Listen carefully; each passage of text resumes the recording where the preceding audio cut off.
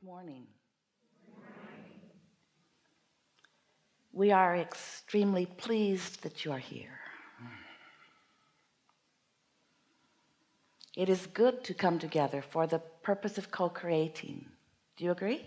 Yes. You're knowing what you're wanting? Are you enjoying the feeling of your own desire? If you are, that's a good thing. Because if you are enjoying the feeling of your desire, that means you are in the vibrational vicinity of it often. In other words, you don't hold a lot of beliefs that are working against it. When you have desires that you don't believe, or desires that sort of stir up thoughts in you of worry, that make you feel worry, then that means you're not a vibrational match to your desire. And the beliefs that you hold, belief is just a thought you continue to think, is working against your desire. And when that happens, your desire doesn't feel good. You wish you didn't have it. You say, I felt better before I wanted that thing I can't have. But when you come to realize that there is nothing that your life experience, this time-space reality, can produce within you in the form of a desire, there is no desire that can happen within you that you cannot discover and experience a full manifestation of. In other words, those vibrations and thoughts can and are turning to the things that you call your life experience. Nothing is off limits for you. Nothing is out of reach for you. But sometimes you slow it way down by habits of thought that don't let it flow. The law of attraction is active all the time. And the law of attraction is responding to your desire. And something really big and important for you to think about is that once you've launched a desire, your inner being, your inner resources, your source energy is focused only upon that desire. And when your inner being focuses upon something, ooh, that's a lot of leverage for you. That's a lot of attraction power for you. That gets the energy moving and the juices flowing and the cooperative components are being gathered. But the question that you want to be aware of, you want to think about yourself, am I one of those cooperative components? Am I allowing myself to be gathered up with all of the other cooperative components? Because sometimes you don't allow yourself to be gathered up. You are a sort of holdout because you've got beliefs. After all, it would be logical. You've got more invested, like your whole life. You care the most, like the most of everybody else put together. You care the most. So it's logical that you might think thoughts about it not coming, or about it not happening, or about you not being able to do it. It's logical that you might have practiced some thoughts and that you might still be thinking them. But when you think those thoughts, you feel the emotional guidance system within you giving you that vibrational sensory feedback. That's what emotions are. Feedback, vibrational feedback.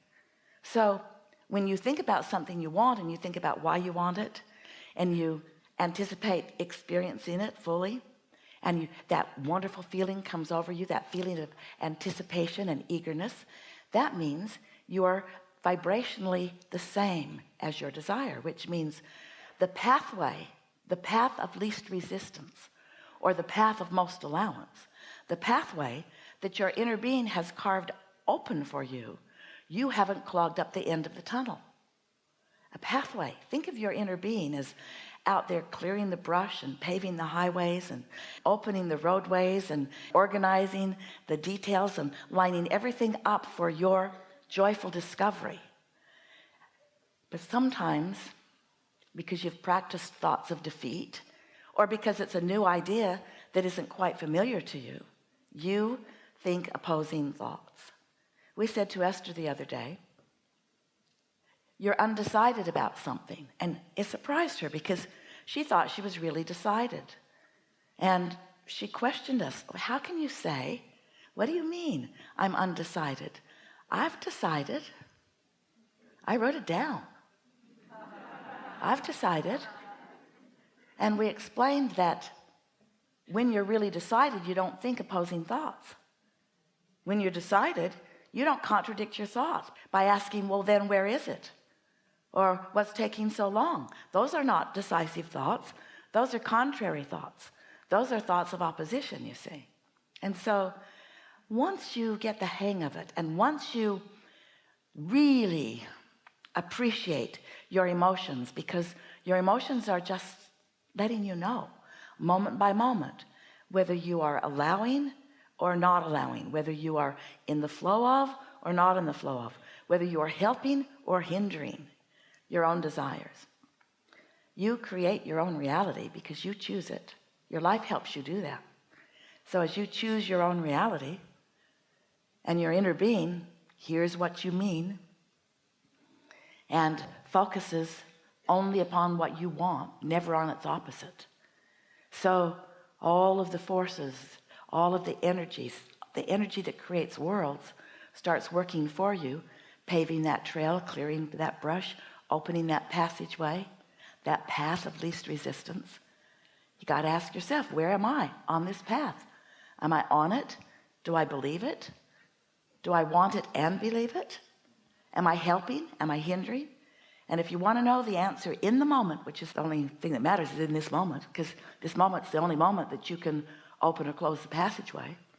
In this moment, am I helping or hindering? Which means in this moment, how do I feel? Do I feel eager? It's open. Do I feel pensive? It's clogged up. Do I feel happy? It's open. Do I feel mean? It's closed. Do I feel glad? It's open. Do I feel mad at you? It's closed. Even if you aren't anything about this, just being mad causes me to close up my passageway. It's easy, isn't it? We've enjoyed this interaction immensely.